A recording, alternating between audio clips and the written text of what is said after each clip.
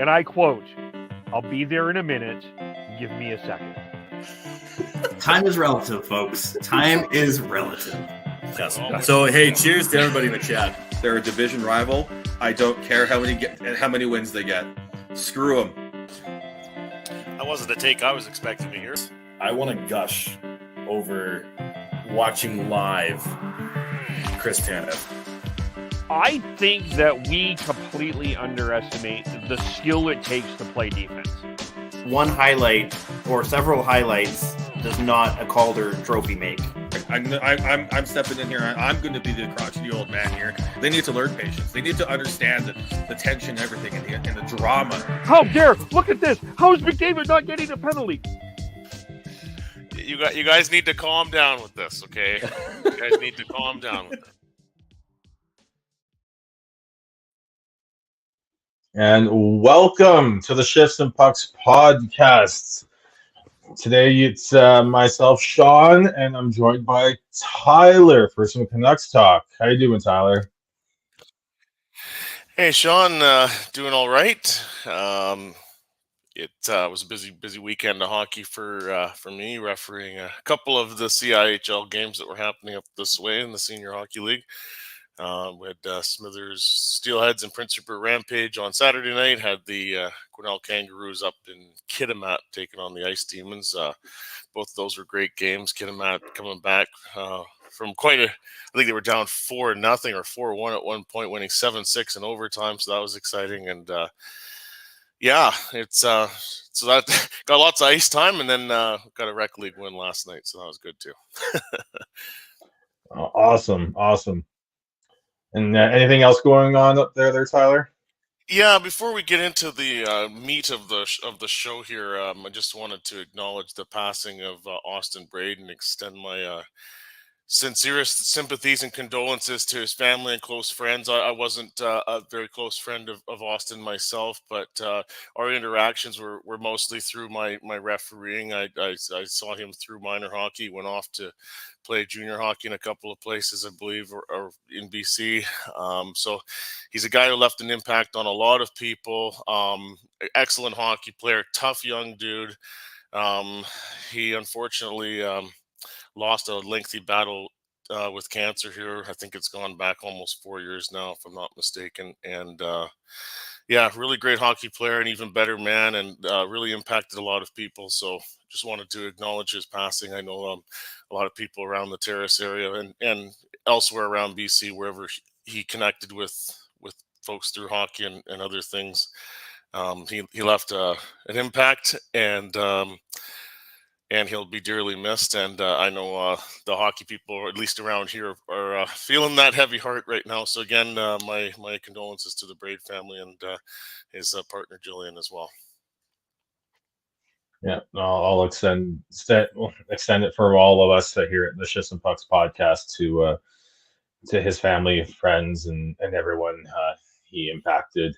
Unfortunate or just coincidental timing with the Canucks having their hockey fights cancer night. Last night. Missed it in there as well. Austin was playing for the Terrace River Kings as well, since he's graduated from junior hockey, and was a big part of that team. And the River Kings have been one of the top teams in the Central Interior Hockey League as well. So Austin, you'll be missed. We love you, and all the best to the family here as they get through this difficult time. And as I said, I guess trying to spin our way out of there is always tough to do that.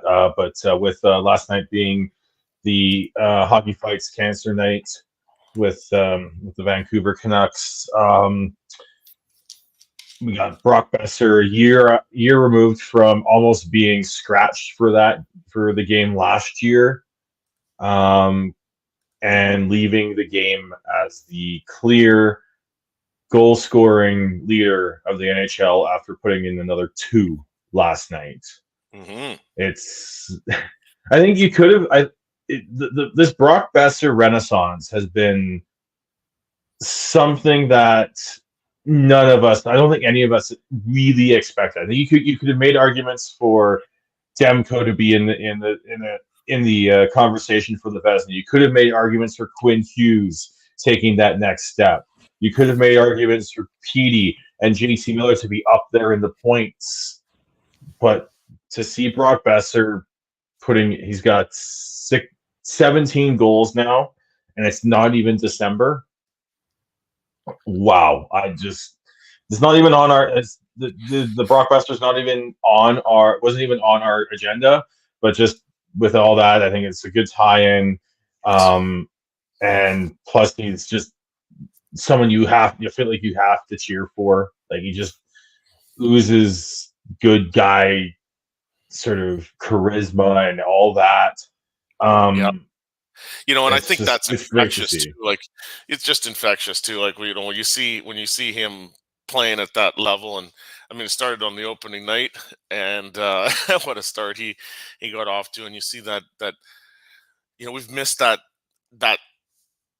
wry smile that we see from Brock Besser, where it's not a big deal. Scoring is what I do, and that body language has come back with him, and it was hard watching it, frankly, when it wasn't there before, and obviously he was having struggles both on the ice but off the ice with his father, and those real life realities that he was going through. But what a boost it's been for the Canucks to have the the Brock Besser of old return. Yeah, it's so awesome to see. He was on the trade block for so long. We've heard multiple names of the glutton of wingers that the Canucks have been on the trade block. They were able to move Tanner Pearson, and just before the season started, and then yesterday they made the trade, trading Anthony Beauvillier for a 5th round pick to the Chicago Blackhawks, which we will get into a little bit later in terms of that situation. But with the Canucks gaining that cap space and cap flexibility for the rest of the season is huge. But it also potentially opens up some spots for some other players. But let's stick with the cap space for right now, Tyler. What do you think they do with it? I think it's most likely they end up shoring up their defense. Going back to the beginning of the season, that's an area that you and I had some concerns about, and the defense has been holding up very well. Obviously, the Canucks are having a great season here, but I don't think they want to rush into spending that cap space too soon. You never know what might happen over the next few months here. Prior to the trade deadline, and it don't really know for sure what the positional needs and where their depth might be lacking as they push towards the playoffs. So, the fact that they have some cap space, and as teams get more willing to make deals, and that, right, like with the salary cap, and with it been so flat the last few years, it's been hard to make deals because teams just haven't had cap flexibility to start moving some pieces around. But as things loosen up in that regard, the Canucks would find themselves in a better position having some cap space. So I don't, if I were advising them, I wouldn't be rushing to start spending that. But it's nice to have it. But come the trade deadline, I think you want to be using every available dollar off the salary cap allocation as you can. Yeah, I think one name to watch out for is the one we've talked about for a while now, and Ethan Bear. That is a free. There won't be an acquisition cost other than his cap hit, which I don't think will be a big one. Coming off the injury that he's coming off of, there's just too many question marks. It just depends on how many other teams are interested, and if he's interested going anywhere else too. The other names that have popped up, and they're just the same names that some people have talked about a lot in for the Canucks to acquire. Rick Dollywell has said that they're interested in both Nikita Zadorov as well as Chris Tanev. I just don't see it happening as a trade option for the Canucks this season. I think that is we've seen Craig Conroy make one trade so far in his career as the Flames general manager, and I don't see him wanting to give up either of those players for cheap, let alone to a division rival. I think there would be a division rival tax on acquiring either of those players. So I don't see that as an option for the Canucks right now.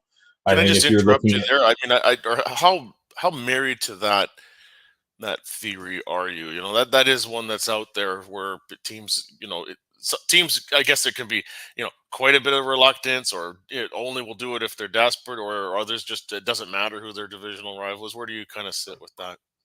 I think it depends on where each team is. If the Flames are still floundering and we're looking like they were in full on sell mode, I think it Yeah, wouldn't matter that much, or yeah, as much as it does now that they are actually in the battle for a playoff spot now. yeah, Um, but I also think that Craig Conroy, you throw in also Craig Conroy not wanting to rush any deals.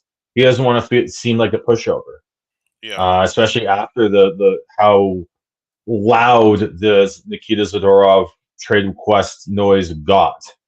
yeah, I think he wants that quieted down. He wants to be able to pick and choose where he can trade these players if they trade them. Because yeah, still think that still is a question mark. So I think it really depends. Yeah, it depends on where each team is, how big the trade is too. I think yeah, also if it's just a minor trade for like a couple minor leaguers, I think you could see it happening, or some like depth pieces. It's not that yeah, big a deal, but if you're trading like bigger name players who are going to play a little higher up in the lineup, I think it is tougher. I think unless you can, especially when you're helping a team that is a true rival get better, and you're getting more like future pieces, which is probably, if the Flames do make that move, it's probably what's going to happen. So because yeah, we've seen trades between the Vancouver Canucks and the Flames before, not with either of these regimes. You had Sven Baertschi, the Canucks acquiring Sven Baertschi for a second round pick, I believe, which turned into Rasmus Anderson. mhm, You had um, you had the Hunter Shinkaruk for Marcus Granlund trade. So right, it does yes. happen. Yeah, I know. I was like, there's one more. There's one more. Boy, that seems like a lifetime ago now. I know, right? Yeah, The Flames have made a couple trades with the Oilers, including the James Neal for Milan Lucic trade. So you do see it. I think it's it's a very tough move to make. yeah, okay. And So it certainly is not going to help the possibility of a trade. Just that context of the two of them in the same division in these circumstances. Calgary trying to get to the playoffs. I mean, one thing I would agree on too with Craig Conroy is that it's early in his tenure, and it'd be one thing to make a trade that ends up turning out poorly for him. It's another to do that with a divisional rival. Really that's the undercuts other his thing. Yeah, credibility if that doesn't turn out very well. I think there's too many obstacles in the way of making a trade, but to making that work. Because I also don't think Alvin wants to pay out the nose as Yeah, much as he's. I think they're both. Tanev's in his 30s, Zadorov's in his late 20s, and is on a good team. Nikita Zadorov is a third pair defenseman. He is basically the Flames' Tyler Myers. He is their chaos giraffe. And yes, I mean, if the Canucks could get him, and then Seattle could have another defenseman to be angry at and call a big dummy. So I just don't see it. I think if there'll be other options available. I know Carolina's looking to move defensemen. I don't see the Canucks being interested in a Tony DeAngelo, who is the name that's being shopped around right now. I don't see him fitting the Rick Tocchet mold, let alone any of the off ice stuff that has followed him around for a little bit there. So I think they're going to be patient.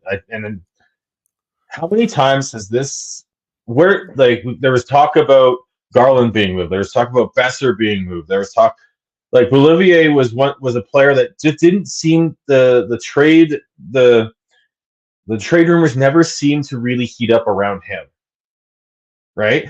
So, and then you look at how did we ever think that Bo Horvat was going to the Islanders? Did we ever think that the Canucks were going to make a trade for Philip Hronek? It just seems like, at least trade wise, a lot of this comes out of nowhere, or just it materializes from all the discussions they have throughout the months, days, and all that, and it materializes so quickly that the rumors don't get going. Mhm.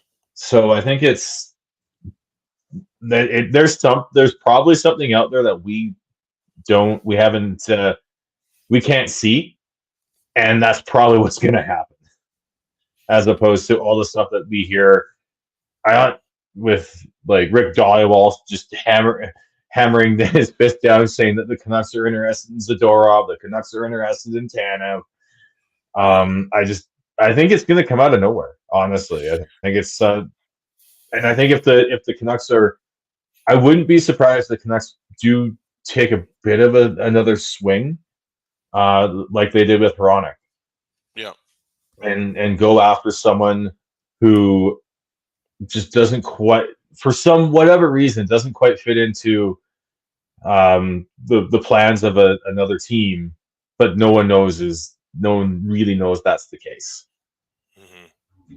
So One thing that's interesting now, obviously, leaks and media fodder that results from leaks from an organization like the Canucks. Uh, when things are going well, there tends not to be as many of those, but it is interesting how, like, Beauvillier being traded. I mean, that might have been on some people's radar, but it wasn't. It's not like there was a lot of smoke surrounding that before a trade happened. I think Wonder there's if a lot just of people like organizations would kept putting his name in these things, even though the hotter names were at different times Besser, Garland, yeah, and others, right? So yeah. it didn't seem to, yeah, as you said, there wasn't as much smoke around his name as opposed to others. Yeah. So if the organization really has sealed up a lot of the leaks from within, then yes, to your point, there could be something that's in the works that isn't on anybody's radar and will surprise us all when it's announced. Exactly. And I just even thinking about, and I know they this got sort of brought to my attention just talking about the Ronick trade. I really want to thank the Detroit Red Wing organization for allowing Yes. the Canucks to get two top end defensemen, drafting Philip Zadina instead of Quinn Hughes, and then trading Philip Ronick Yes. to the Canucks. That did us a solid. Very much so. Very much so.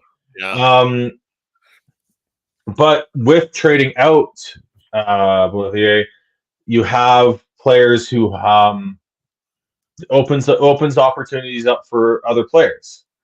You've got Niels Höglander, Arshdeep Bains, Niels Amon. The Canucks called up Linus Karlsson today as well. Happy birthday!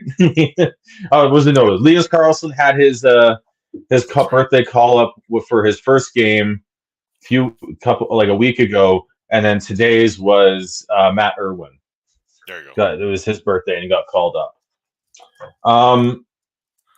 Who do you think? Which one of the glutton of wingers do you think is going to see the most benefit from this Beauvillier trade?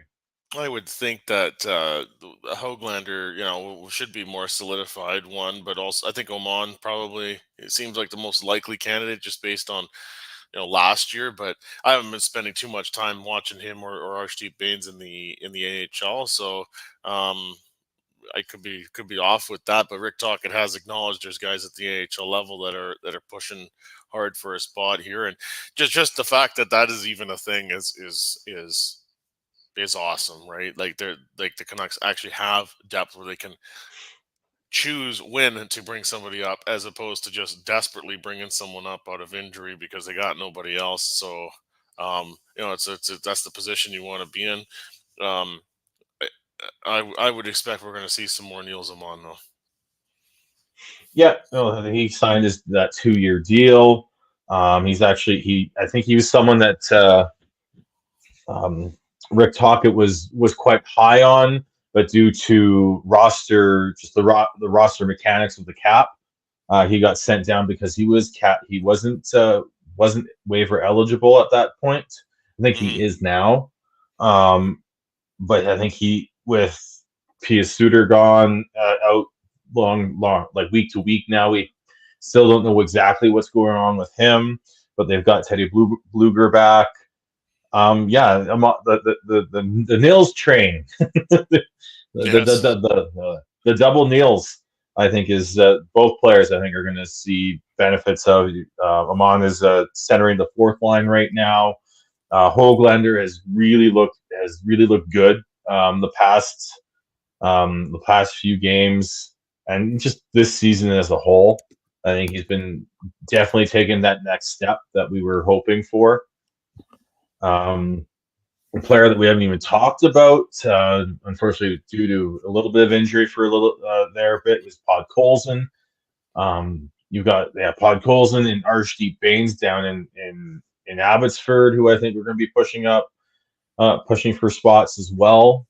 So yeah, it's fantastic. That's the depth you want to see. Yeah. You want to be building up that they're pushing. Yeah, they're pushing for spots. It's not like Höglander's first season where he was just de facto on the team because they didn't have anyone else. So, and the other thing there too, Sean, is that related to that point is that for some of these guys that came into training camp and into the preseason where their job security was in question with the coach, this will keep them motivated to keep going hard because there are actually legitimately people in the AHL that could come up and replace them, as opposed to some of the times in the past where you could say that, but it's not realistically a thing that would happen. The Canucks would kind of just have their NHL roster and that's it. Yeah. So with this, I think Beauvillier was part of the Bo Horvat trade. So that trade tree is continuing to grow a little bit here. Are you actually drawing it out right now? No. It kind of looks that way. Okay. just we need to get the old whiteboard out here and do our little presentation. You know Kevin would have, right? Where is he for this right now? But the Canucks traded Bo Horvat to the Islanders for a first-round pick, Aatu Räty, and a fourth-round pick. I got that right. I believe that's correct. And then they flipped that first-round pick and a second-round pick for Philip Hronek. And then they also got Beauvillier in the trade. And then they flipped Beauvillier for a fifth-round pick. So basically, the Canucks gave up Bo Horvat and a second-round pick for Philip Hronek, Aatu Räty, and a fourth and a fifth-round pick. I think that makes a lot. That's really good, in my opinion. Yeah. No, I think now it's a pretty defensible move and has worked out as as well as anyone could hope for. Yeah, I think it's after all the consternation and people I would say unfairly criticizing the Philip Hronek trade. When you say you turned Bo Horvat was the second line center for the Canucks into a top four defenseman, a top prospect, and a couple draft picks, and a top four right shot defenseman, which is almost that's very hard to acquire. I think it's you look at that and you go, all right, that to borrow the phrase that everyone loves to use when a good trade is made, that's a tidy piece of business. Tiny piece of business indeed, and that all starts with the Bo Horvat trade when it was pretty evident to everybody he would not resign in Vancouver, and it wasn't, or that they would not be able to re-sign him, whichever way you want to look at it, he would not be coming back. So that that leverage now, that whole calculation changes, and yet the Canucks are still able to get not just something for him, but a return that has led to where they are now. And Ratu is someone that we didn't even mention when talking about players. Part of that depth there in the AHL. Yeah, absolutely. Unfortunately, I wasn't able to go and watch either of the games this past weekend here in Calgary when the Wranglers were in town. But I do plan on going when they're back in town over Christmas break. Really looking forward to that. It's always a good time, and I think it'll be a better crowd than unfortunately what was there at the Dome on this past weekend. So, then the Canucks on Saturday somehow found a way to lose to the San Jose Sharks. Had kind of a bounce back game last night against the Ducks. I say kind of because it didn't feel like a bounce back game, but they got the win. They got the results, but it just didn't feel like the process was there fully. Do you agree? Yeah, and I think just the intensity of the schedule is really starting to show. Definitely showed there with the Sharks game on Saturday, going back to back after playing in Seattle the night before. The fact that they had kind of a spread out first road trip in October. That was great and helped them get off to a good start. But the flip side of that now has been a busier November schedule, and I think that started to show a little bit with the Canucks. Just like last night, it's about getting the 2 points. It's not about style here. It's just the wins and losses that count. So, you'll take it. But I would agree. The way it looked, it wasn't the maximum level of Canucks output that we've gotten accustomed to this season. Yeah, the schedule does sort of calm down a little bit for the Canucks. They do have they are at home for a bit here. They have played the most, at least going into after last night, I believe, or they had played 22 games, which is the most in the NHL at that point. So that not only that they aren't traveling as much, but the frequency of games is going to calm down a bit. So that should help them rest up a little bit, help them gain back that intensity that they need. Because I just don't. Last night, at times, it did feel like they were losing too many board battles, and losing too many puck battles, which is not going to make Rick Tocchet happy. But they found a way to win. You had Petey with a goal. Quinn Hughes looked good despite not getting a point. But they do need to take it up a notch, especially going into tomorrow night's game versus the Vegas Golden Knights, which is basically a battle for first place in the division. Yeah, I said it a while ago, and I'll say it again. For the Canucks to this point in the season, it's the game of the year. There might be another game of the year that follows at some point down the line, but I've been looking forward to this first one against Vegas for quite a while now. Yeah, and it'll actually be a battle for first place in the conference too. Yes. Because so it's big on many levels. One, divisional opponent. Two, the standings. And three, also truly, where are the Canucks at if they really want to measure themselves against top competition? I mean, Vegas is the measuring stick. So, looking forward to that, and hopefully, practice here between games has been good. I don't know if they practiced today. I shouldn't assume that, but it's gonna be a lot of fun. Yeah.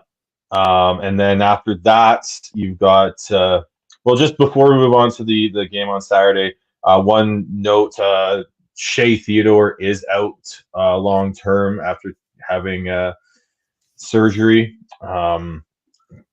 So that's one less of a one less weapon for the Canucks to have to worry about tomorrow night against Vegas. But they're still a very strong team. I mean, they're the defending Cup champs.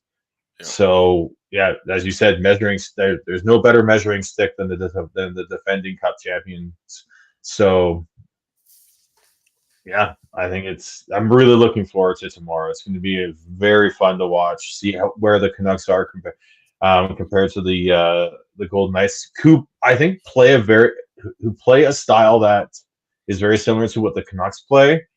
And you look at how that team's made up. I think that's how Tocchet wants his team to be made up. Yep. Big, strong, shoots a lot.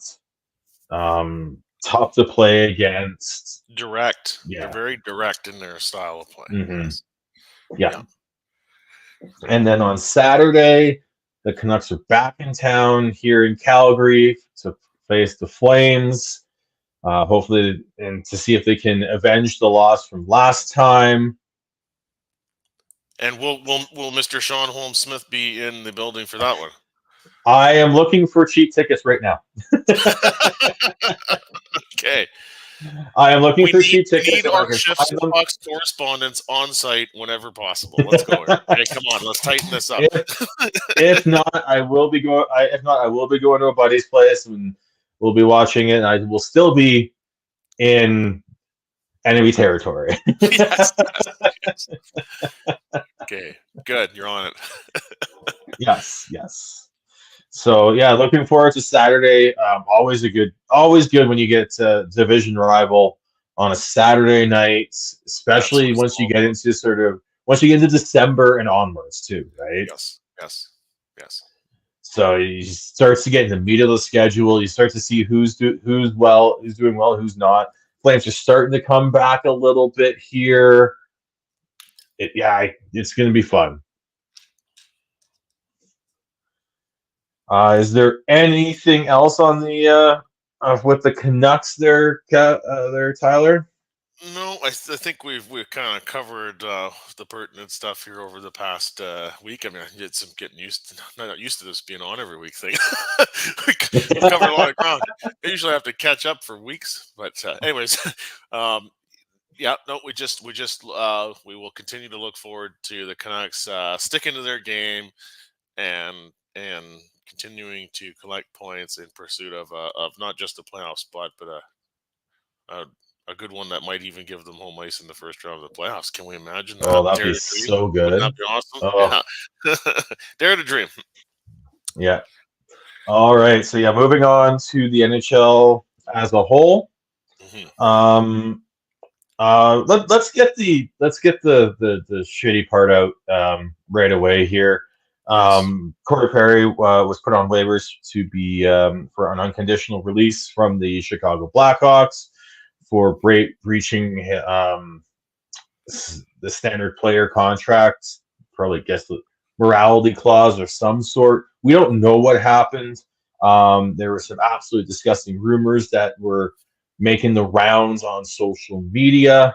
And that's really all I want to say about those is disgusting, unfounded. Unless you've been in a hockey fan living under a rock, you know what we're talking about. Yeah. So it's just disgusting how quickly people were jumping on that, and then as well as just when the refutes were coming from the Blackhawks. Like, I get it. We're talking about the Blackhawks here, who don't have the benefit of the doubt, but at what point are you just becoming just becoming someone who's just attached to gossip and stuff like that? It's crap. Okay. And to be fair to the new people that are running the Blackhawks now, in the wake of the Kyle Beach sexual assault scandal and the cover up with that, it's not fair to start. the people that are in charge there in Chicago now, it's unfair to paint them with the same brush as what happened way back then with that scandal, I think. But also, and this is what has annoyed me a little bit on social media this week, is you've got like prominent names in the mainstream media demanding like full details and transparency over something that is a personnel matter. I mean, in any professional work context, if there's some kind of a personnel matter that results in a dismissal of an employee, it's usually over something pretty, pretty serious, pretty personal, and the people affected by that deserve a right to that staying private. So, I don't think we're going to find out for sure what happened, but I think it's fairly easy to conclude that there was some kind of professional misconduct of some sort that was serious enough that the Blackhawks felt like they would pursue terminating his contract, and whether a grievance comes out of that or not, they're not concerned about that. They just want to cut ties and move forward without him. Yeah, and I'm not surprised that he cleared. I know Kevin. I think Kevin said he thought that someone would claim him. I just that's that in the world the cap world that we're in right now. It was a $4 million cap hit. Who has that room, and then who wants to touch that potential nuclear level Yeah, of a issue? and I'm sure there's some interest out there because Corey Perry, is still Corey Perry. He's an effective player, but he is 38. It's obviously not gone very well for him this season in Chicago. I put it at 50-50 at best, at whether his career will rebound from this. Um, But yeah, I suppose if his cap hit was a lot smaller, there was a team that wanted to make that claim and take the contract as it is to avoid losing out to another team, then yes. But there wasn't much chance at all that he was going to be claimed at $4 million or whatever his cap hit would be. So now the process of terminating the contract can take place as he's cleared waivers and he'll become a free agent. Yeah, yeah, and yeah, I honestly would be very surprised if we see him resurface. Honestly, I think it's at least this season. I don't. And with him being 38, I think I would say You said it was about 50-50. I would say it's a lot more like Even less than that. 75-25 that he's done. Yep. And so,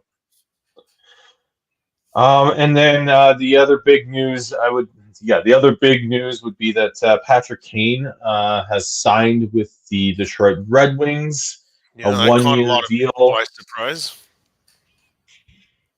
joining his former Blackhawk teammate in Alex DeBrincat, as well as now playing for his third Original Six team. Yes. So I think you have to temper your expectations for Patrick Kane this season. He's coming off of a hip resurfacing procedure that ended the career of Ryan Kessler. Most likely has ended the career of Nicholas Backstrom, who has tried to come back, just isn't the same. Yeah. So, as interesting as it is, and there's always someone who can buck the trend. But I would say temper the expectations for what he can do this year, specifically this year, maybe even more long term. Like the history of the players who have gone through that hip resurfacing procedure isn't that long, and not many of them have really had any success after that, if any. Yeah, that's was having a chat with one of my friends last night about this. We kind of wondered, why Detroit? Well, there's a few things. I mean, they Steve Eiserman, certainly the sales pitch coming from a guy like him would help, but also Detroit. Kane has a connection to Detroit from his past. He moved to Detroit in high school while playing for the U.S. national team development program. And the proximity to Buffalo for his family, being able to come see him play here towards the end of his career, I'm sure that was a factor in his decision as well. And then, yes, you mentioned get to reunite with Alex DeBrincat. I'm sure all those things, and perhaps the cap space that Detroit had to be able to sign him, a big factor there as well. So all the best to Patrick Kane, one of the, just an all-time a great player, and just one of the more exciting players of his generation. Obviously, as a Canucks fan, there's been on the wrong end of a few moments there, but gotta tip the hockey helmet there to Patrick Kane. Just the fact that he's even still going to make an attempt here to keep going is something we'll look forward to seeing. Yep. And then something I didn't have on the agenda because it slipped through my mind when I was putting it together. Minnesota Wild fired Dean Evison as their head coach and have hired John Hines. We've seen Edmonton start to find a little bit of traction on with their new coach. Minnesota's has struggled to start this season. Whether this makes enough of a difference to get them back into the playoff race, that's the big question, because Bill Guerin has made some bold moves since taking over for GM, taking over as the GM there, buying out Parise and Suter a couple years ago to basically rejuvenate the organization. Was very bold. It seems to have worked for the most part. But they definitely have not had the best Kirill Kaprizov this year, as well as other players just haven't clicked this year. So it'll be John Hines, who most recently was the head coach of the Nashville Predators.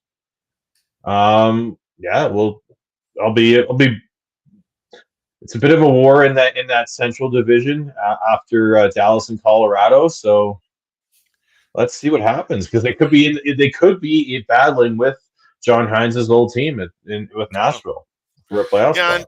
And for Dean Evison, pretty good tenure with the Wild, but most coaches do reach the end of their shelf life and don't get to walk away on their own terms, and that's what's happened here. So all the best to Dean as he looks for another opportunity, but not really a surprise that the Wild would make a change. Yeah. And then one piece of news that dropped a little bit later today, or later on today, was the fact that the WHL has announced will be announcing their new commissioner. It will be Dan Neer, who was previously the head of Adidas Hockey. Who he's going to be replacing. Why do I think it's Dean Chenoweth was the old one? Or am I? I'm drawing a blank on this one, I have to tell you. Yeah. So, but yeah, that's some big news there. We're starting to see a bit of a turnover from a lot of these. Isn't David Branch leaving the OHL, or has? I believe so, yeah. And I've been around forever in that role. Yeah. And then just one more. I just want to make sure I get it right here before we move on to a couple of fun little things.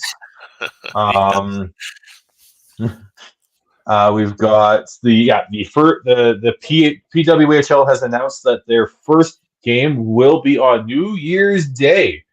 Yeah. This upcoming year, January 1st, 2024, which will be played in Toronto at the Matinee Athletic Center.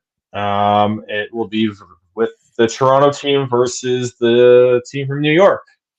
Yes. I don't think they've announced the names yet. I think there was something that leaked, and I think they went back to the drawing board. For those that are not familiar with the Matinee Athletic Center, it is the home of the Toronto Metropolitan University hockey program, and also the former site of Maple Leaf Gardens in Toronto. So it's significant in terms of that historical context to be kicking things off in that venue. And if you've been to, I think it's Carlton Street in downtown Toronto, you'll still see the old exterior there. The historical look has been preserved from the old Maple Leaf Garden. So yes, all the best to the PWHL as that women's professional league gets underway not too long from now, and it'll be very interesting to see kind of how much traction and TV viewership it gets. Yeah, I believe their camps have opened, and they're starting their training and preseason leading up to that first game. So it'll be very exciting. Hopefully, we'll be able to. It'll be easy. I can't remember if there's any of the broadcasting options there for viewing it on TV or streaming, but I really hope it's an easy option for people to watch. Yeah. And then, well, let's keep it in Toronto. And just a very interesting set after we had one hell of a game with Toronto and Florida last night, including a goal called back in the shootout for the very rarely called a double tap, where the player, can't remember who it was on Florida, just basically dragged his stick. Evan Rodriguez basically just dragged his stick and just the puck happens to sort of just bounce off of it after it hitting Joseph Woll's pad. Yeah. And it got called back for it being a rebound goal on a shootout. Yeah, no, it's pretty clear. On a penalty shot, it's one shot. Once there's been a save, there's no second shot that's permitted. It happened so fast. I can understand why Paul Maurice, the Panthers coach, was so salty about it afterwards. He's but Paul Maurice is always salty. Yeah, he's always good for a good quote when something goes against him. Viral right now, but is that one good? And then F off or whatever.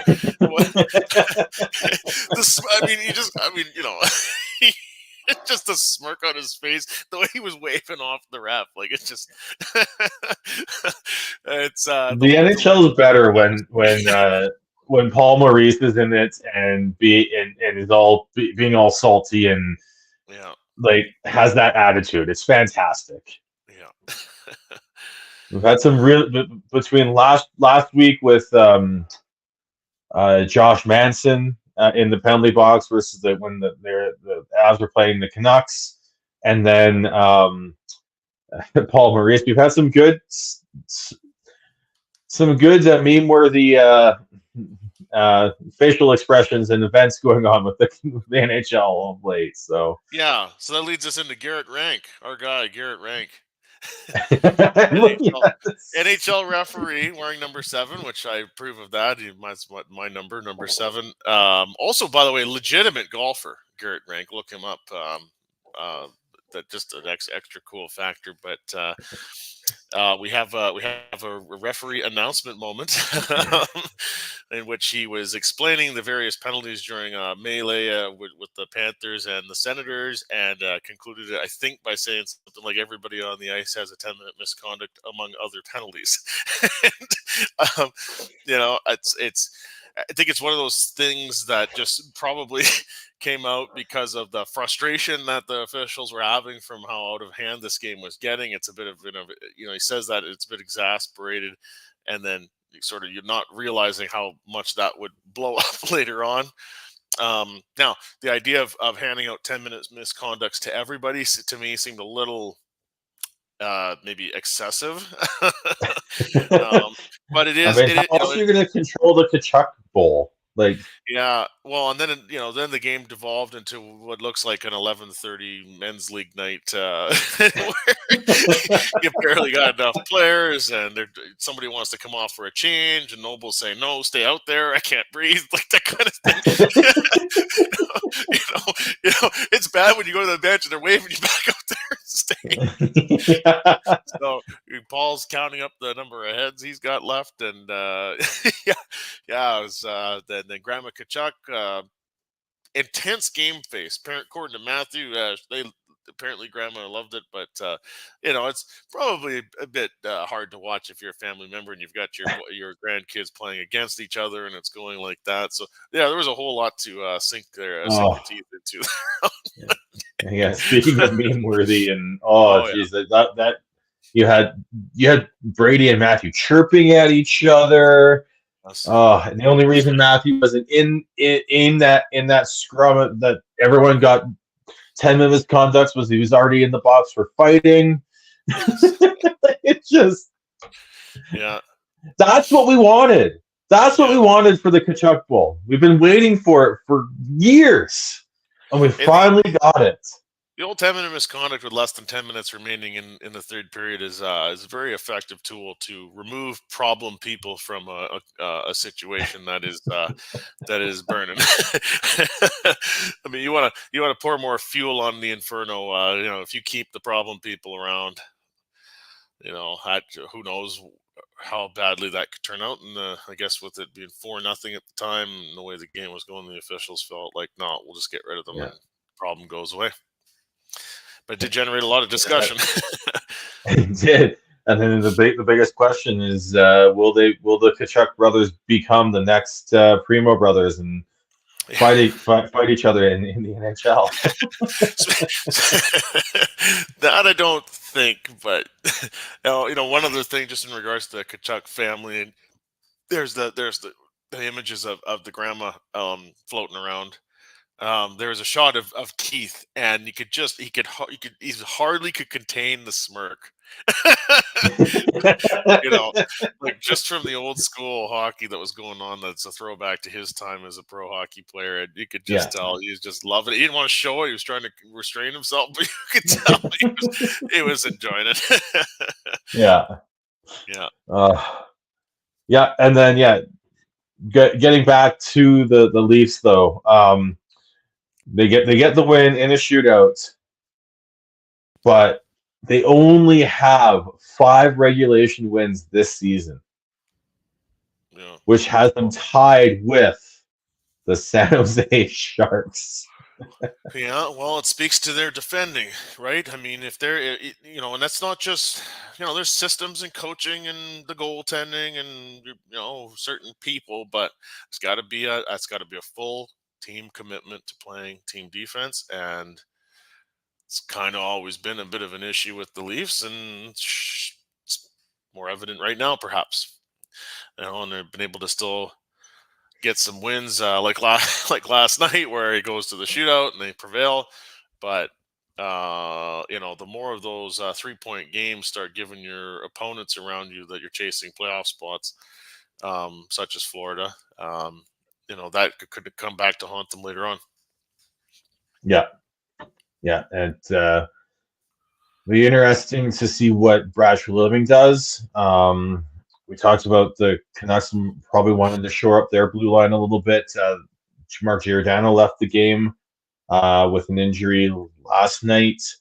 They did just get back Connor Timmins from injury, but I could see them looking at trying to shore up that blue line, which has been a bit of an adventure this year. That looks like John Klingberg has joined his Dallas Stars alumni Stefan Robidaw on Robidaw Island.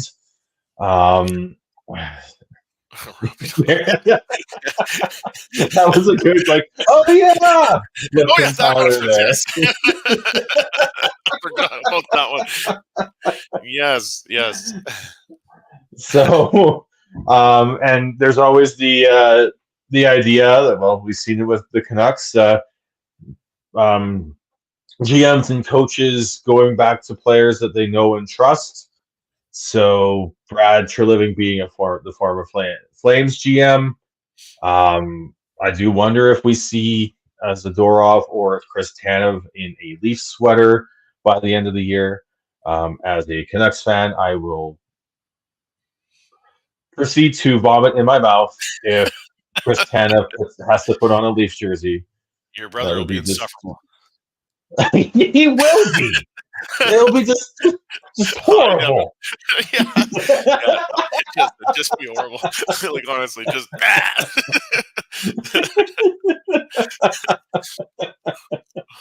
We're off the rail. So, yeah, it will be.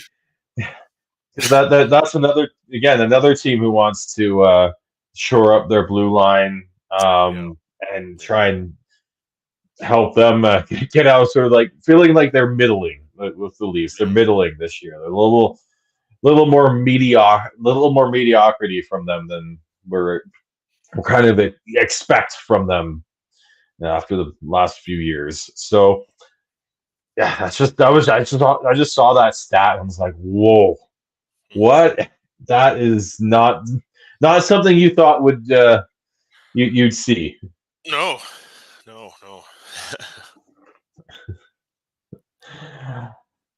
I do not have a one last question. I could not think of one when I was putting the agenda together. I am Do prepared. you have one, Tyler? I do, yes. My All question right. is, why are they changing the All-Star game format again? That's right. That came out. Oh, geez. Seems like forever ago when that got announced. The details of the All-Star weekend in February in Toronto were announced the other day. On Monday, and great that there will be a 3-on-3 women's game as part of the expanded All-Star weekend, and there'll be events on Thursday, but they're going to be drafting teams again. And look, I know fans enjoy the whole draft thing, but can we just not leave the damn thing alone for 10 years? That's outrageous. How about 5? Give them 5 years. Can we do that? I mean, I don't know if I'd even be watching anyways, but I had to bring that up. Like, why must this be changed again? There's no sport other than hockey that wants to keep changing and screwing around with things as much as as this one.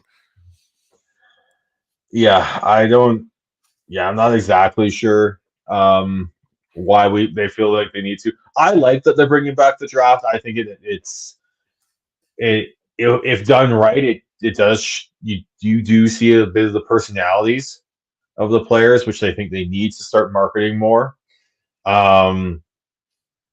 It's in Toronto, so I think they know that the market's there for a 3-day weekend of it. I think makes sense. I love the idea of adding the women's 3-on-3 into there. I love the idea of the draft. It just seems like they tinker and it doesn't look the same. But it's also one of those events that I feel like if we went to it live, we'd have a lot of fun. But yeah, it's also on TV. It's not necessarily the best, especially the skills competition isn't necessarily the best for TV. There's a lot of downtime. And then they keep trying to do differently. Yeah, the different things that they've tried to do, whether it was in St. Louis, they had that massive long shot off the podium in the stands. Yeah. In Vegas, they had something going on with the pool. It just, it was. I mean, it also adds a little bit of flair, local flair. I don't mind that. It's just, if they had one event that had that local flair every year, I think would be awesome. It would be, but if it's maybe call me just old and traditional, but to me the only All-Star thing that I have the real interest in watching would be the Major League Baseball All-Star festivities, and that hasn't really changed much at all. Yes, whether the game counts for something or not has changed over the years. It used to determine home field for the World Series, which league won. But there, you know what you're getting. You got the home run derby, and then you got the game itself, and there's great pomp and circumstance around that. There's a lot of substitutions because the managers have got to get everybody into the game, but there's that consistency to it. And although the television ratings keep falling and falling and falling, for me there's appeal in it being the same all the time. And now here we go changing the format for the NHL All-Star game again. Having said that, there's been some pretty fun moments produced out of the old player draft in the past. Everybody will recall Phil Kessel going last, and what a deal that was. I think in 11, if I'm not mistaken, somewhere around then. The best part of that was Obi with his camera phone going. Yes. There, I believe the last player drafted would get a car though, so there was some consolation prize there to offset the. And then one year Obi did have his sign saying, "I want the car, draft me last." The car. Yeah, then he'd go third last or something. Yeah, that's right. So I think the draft is fantastic if done right. They have to have Paul Bissonnette host that, right? Him and Alexa hosting that? I don't know if that's likely because this is an ESPN property. It's an ESPN deal? Yeah, damn. He works for the TNT people, so Works for the that's a miss. Yeah, especially if you could have it like you have Bissonnette and Bieksa hosting it together with maybe you throw David Amber in there just to maybe try and wrangle the Cats, but Warner Brothers Discovery has the rights to the outdoor games, and ESPN has the rights to the All-Star games. So that's how that works in the U.S. So, I'm sure they'll find. I don't even know who's on the ESPN panel. BX will be all over this. We know. I'm pretty sure. Yeah. I just don't know who's on the ESPN panel. So I'm like, is there anyone of note? They got PK Subban working over there. So. Subban will be good then. Yeah, you bet. Subban and Bieksa will be not quite as chaotic, but still pretty good. Yeah. All right. I don't think there's anything else, and that was our one last question. So, how do we follow you there, Tyler? I'm on x.com, formerly known as Twitter, at tnoble, TNOBLE. You can follow me on the social medias at BeardyCanucks03. You can follow Kevin at KEVOLE on the social medias. Chris is SCHNINEIDZ. Gordhow09 on the X app for Devin. You can follow us on X, Facebook, YouTube, and Twitch at Shifts and Pucks. Kevin will be back to talk Flames this weekend. We don't know if it's going to be a pregame on the Saturday or a postgame on the Sunday, but as soon as we know, we will let everyone know when to tune in. Thanks for tuning in today. And we will talk to you. Tyler and I will talk to you next week. Bye for now.